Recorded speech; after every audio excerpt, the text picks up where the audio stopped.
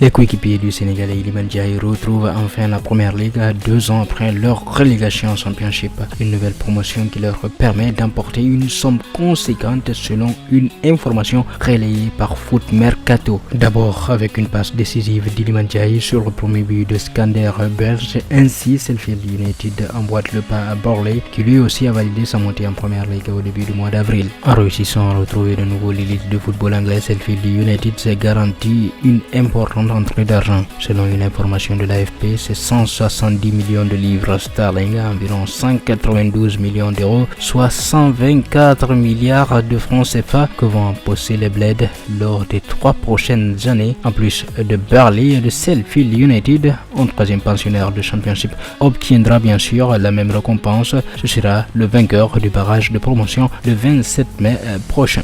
La préparation de la sélection cadette sénégalaise pour la CAN U17 s'est conclue par une nouvelle défaite contre les Zambiens, 4-2. Un revers loin d'être informant sur le papier contre l'une des équipes favorites de cette compétition. Mais il vient conclure une préparation marquée par plusieurs autres contre-performances, notamment face aux formations qui prendront aussi part à la 14e édition de la CAN. D'abord, dimanche après-midi vers les coups de 14h, le Sénégal fera son baptême de feu à l'édition 2023 du championnat d'Afrique des Nations des moins de 17 ans. Logé dans le groupe A avec l'Algérie, le Congo et la Somalie, il débutera face aux Diables Rouges au stade d'Alger. Cette compétition enregistre la participation pour la première fois de 12 sélections au lieu de 8 qui se disputeront en plus du titre des 4 billets pour la Coupe du Monde de sa catégorie, initialement prévue au Pérou avant que la FIFA ne décide de le retirer. Avant, l'équipe dirigée par Serigne Saliou Dia n'aura glané que 2 victoires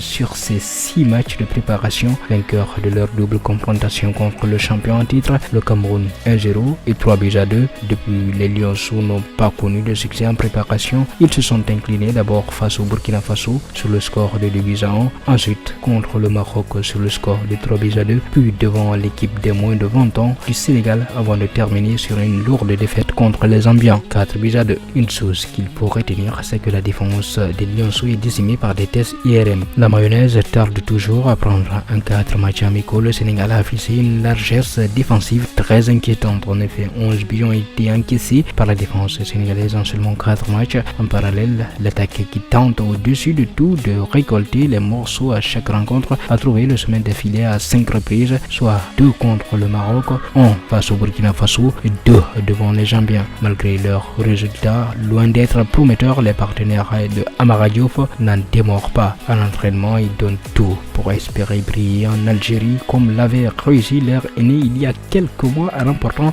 l'édition 2023 du championnat d'Afrique des Nations.